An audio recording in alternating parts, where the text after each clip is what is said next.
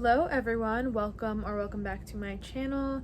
Today's video is going to be a little bit different than my normal style of videos. Sorry that Jinxie is licking my face in the intro. There's nothing on my face, by the way. Like, I feel like a lot of people think when the ferrets like lick my face, or just when you see somebody's pet licking their face, like they put something on it to make them do that. She just woke up and there's absolutely nothing on my face to make her lick me like this. She just does this. They do this a lot when they wake up. They're just, I don't know, they're weird. But today's video is going to be a little bit more informational than usual. We are going to be talking about Waardenburg syndrome in ferrets. And I have my Jinxie right here because she is my little warty girl. So what is Waardenburg syndrome? This first part I'm just going to be reading from the source that I found because I feel like it explains it the best rather than me putting it into my own terms, because this is just the scientific terminology. So Waardenburg syndrome is a genetically inherited condition that causes defects of the neural crest pathways in ferrets. The problem lies within the neural crest cells where they do not develop properly.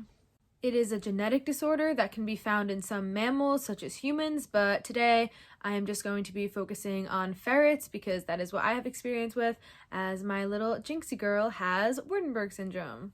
This next part I am also going to be reading from one of the sources that I found. I will link all of the sources in my description. This one says, when neural crest cells have this disorder, the ferret can develop several conditions, including albinism or melanoma. These conditions both affect the pigment of the fur, skin, and eyes. Problem with the crest cells also mean that the ferret's nervous system isn't as fully developed as it should be. This can lead to other health problems, including problems with the digestive system, and sometimes the ferret's bones can also be affected. Certain vets actually believe that there is a connection between ferrets that have Waardenburg syndrome and juvenile lymphosarcoma. So it affects their liver, kidney, lungs, and spleen and requires treatment, otherwise it could result in an organ failure or even death. Ferrets that have Waardenburg syndrome can have gastrointestinal problems. So for example, when I first got Jinxie when she was younger, she had Helicobacter, which is like a bacterial infection of her gut or like her intestine area. Some physical attributes of this condition in ferrets would be a small white stripe going down the back of their head or neck, which is most commonly known as the blaze coat pattern, or a white head also going down to the back of their neck, or a mostly white head going down to the back of their neck, and a little white tip at the end of their tail, which is known as the panda coat pattern, which is what my Jinxie girl is. A lot of ferrets that have Waardenburg syndrome also have wider set eyes and a flat skull, like the top of their skull is flatter than where most ferrets would be a bit more rounded. The majority of ferrets that have Waardenburg syndrome are deaf, just like my Jinxie girl. I suspect that she is fully deaf. I guess I'm not 100% positive, but it's very, very likely, as she does not respond to any noise whatsoever. So some ways that you could tell if your ferret is deaf obviously would be the most obvious if you're making loud noise, if you shake a treat bag or something like that, and all the rest of your ferrets come running, but your deaf ferret does not do anything. That is obviously a very clear sign. But some other signs would be if they are very mute, like if they are not vocal at all and always generally very quiet. But it could also be the opposite. That could also be a sign, which is actually what Jinx is.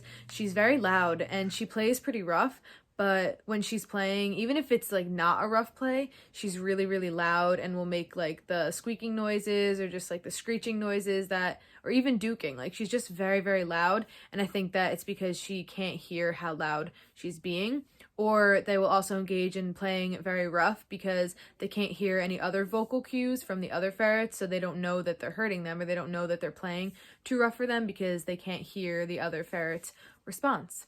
Something else that Waardenburg ferrets very commonly do, which Jinxie does all the time, and actually probably is in some videos that I have had when I'm like holding her in the beginning, is they'll kind of like tilt their head back and almost like roll their head backwards. They definitely are harder to train for sure when they're deaf, and if I'm trying to call all of them over, or like I said before, shake a treat bag or something like that to get their attention, Jinx is always kind of just like looking around in the corner, like minding her own business, doing her own thing. So she's definitely more aloof than the others, but I'm not sure if that has to do with her mental state or if she just really can't hear anything. So she's kind of in her own world.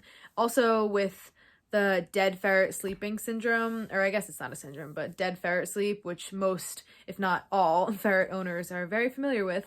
When a ferret sleeps, they are passed out, or the majority of them, they are just passed out, and so it's obviously harder to wake them up. Like, if on my camera that I have down here, actually, there's a button where you can like speak to them, or you can like make audio if I'm not there. And so if I do that, I'll like see all of their little heads poke up and Jinx is just always asleep.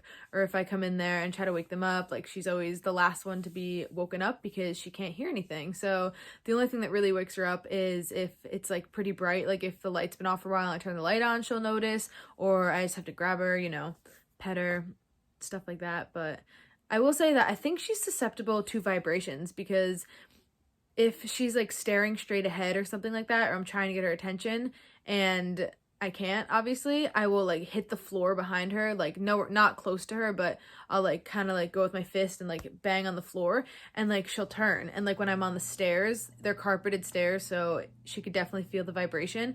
If I hit it, she'll turn around. So I'm like, I guess she feels vibrations. But the way that I first noticed that Jinxie was deaf, actually, or I should say the way that I found out that she had Waardenburg syndrome, was because I initially thought that she was deaf, or like I had a hunch that she was deaf in the beginning, because I was not familiar with Waardenburg syndrome whatsoever at all when I first got these guys. So in the beginning, we just had Nar and Jinxie, and I noticed that like when Nar was eating, or if they were both eating and I would go to pet them, Nar wouldn't react at all. But if I pet behind Jinx's head or anywhere that she couldn't see me, she would like jump and she would get startled. So she obviously didn't hear me coming.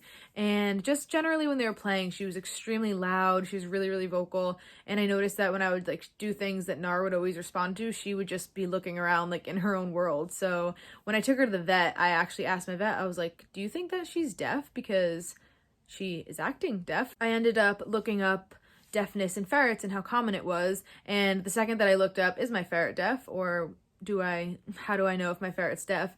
It just, Waardenburg syndrome came right up, and Jinx is like the poster ferret for ferrets that have Waardenburg syndrome. She looks exactly like every single other ferret on Google that has Waardenburg syndrome. So I did a lot of research into it, and I found out that she definitely has it. I confirmed it with my vet. I brought her to the vet for just like a regular checkup, because it wasn't like anything dire. Like, Waardenburg syndrome ferrets can live a perfectly normal, happy ferret life. So there's nothing really about them that, other than you have to monitor them much more closely, just because they are deaf and they can definitely get into more trouble if they don't hear you calling them and things like that. But they can live perfectly normal, happy, healthy lives. So there was no need for me to bring her to the vet for that. But just when they had like their normal checkups, I asked my vet, I was like, do you think that she could be deaf?